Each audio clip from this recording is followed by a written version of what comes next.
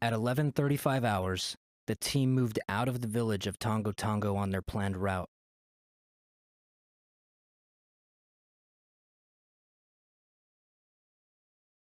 Approximately 100 meters outside of the village, enemy forces attacked the team with small arms fire directed at the rear of the convoy.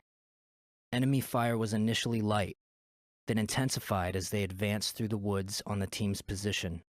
At this point, the convoy halted.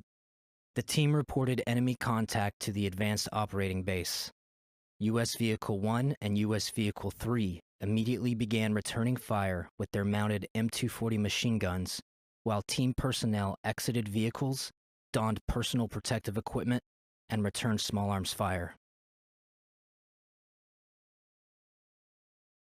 The team commander and 4 Nigerian soldiers maneuvered on foot to the southeast to flank what was estimated to be a small enemy force. At this time, the Nigerian, AOB, and SOCC commanders began sending response elements to the team's location.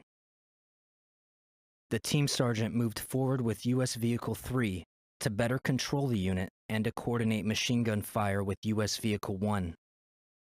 Staff Sergeant Jeremiah Johnson moved from U.S. Vehicle 3 back to near U.S. Vehicle 2, intending to fire an AT-4 anti-tank rocket at the enemy toward the north.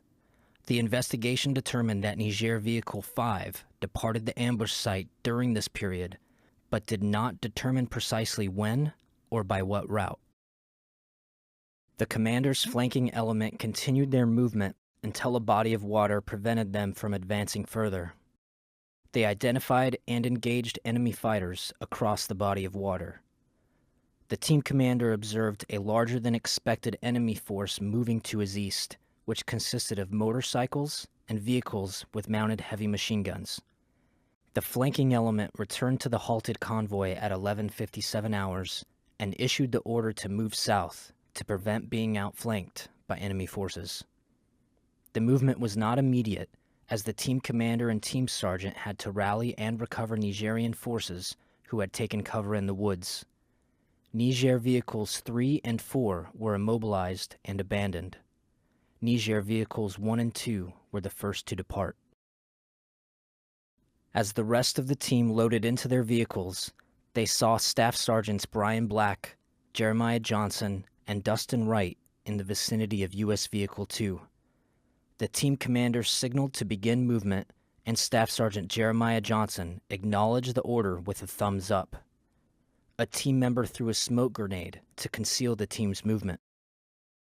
Staff Sergeant Dustin Wright entered U.S. Vehicle 2 and began driving it slowly forward, while Staff Sergeants Brian Black and Jeremiah Johnson walked along the protected side of the vehicle.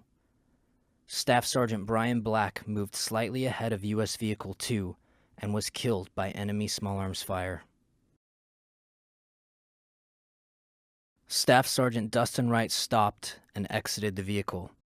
Staff Sergeants Jeremiah Johnson and Dustin Wright remained with Staff Sergeant Brian Black until overwhelming enemy fire forced them to withdraw. 85 meters southwest of U.S. Vehicle 2, Staff Sergeant Jeremiah Johnson was shot and rendered immobile. Staff Sergeant Dustin Wright stopped, returned to near his teammate's position, and continued to engage the enemy until both were fatally wounded.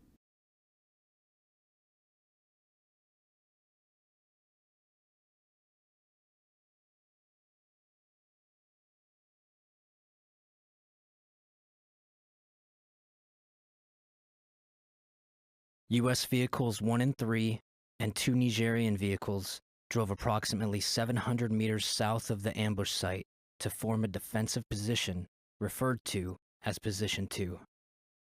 The team realized that not all of their personnel and vehicles were present at the defensive position. After repeated attempts to radio the team members last seen in the vicinity of U.S. Vehicle 2, 2 U.S. SOF members from U.S. Vehicle 3 volunteered to return on foot to the ambush site to attempt to locate them. Sergeant LaDavid Johnson, a special operations mechanic and the driver for U.S. Vehicle 3, moved to the rear of the vehicle to engage the enemy with the vehicle-mounted M240 machine gun. When that weapon ran out of ammunition, he switched to the M2010 sniper rifle. Approximately 10 minutes later, 2 additional U.S. team members moved to join the pair that was maneuvering back to the ambush site. The first pair moved to where they thought U.S. Vehicle 2 would be, encountering and killing several enemy combatants before needing to withdraw under fire. As they were withdrawing to the southwest, they linked up with their follow-on teammates and began planning another route to U.S. Vehicle 2. Back at Position 2, the team commander and his element continued to battle the enemy attacking from the east.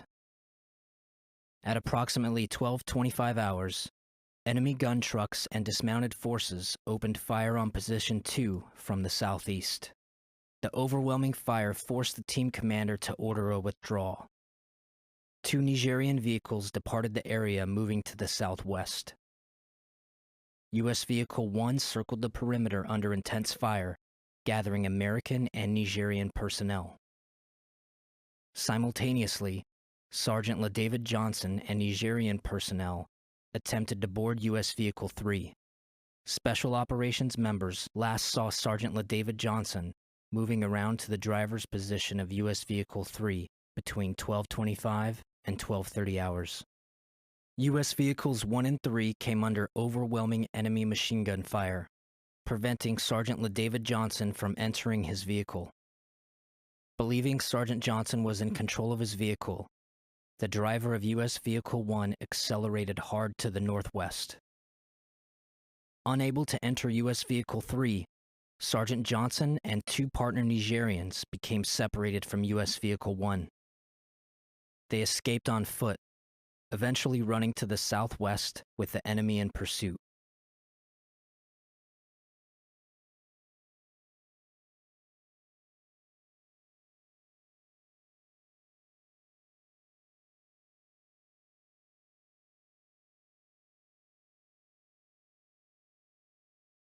The Nigerian soldiers were killed with small arms fire roughly 400 meters from Position 2. Sergeant Johnson evaded for an additional 450 meters and reached the only concealment in the vicinity, a single thorny tree.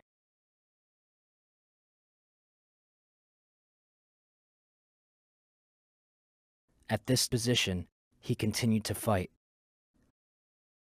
An enemy vehicle, armed with a mounted heavy machine gun, stopped within 100 meters of Sergeant Johnson's location, firing on his position and cutting off further escape while enemy forces closed in.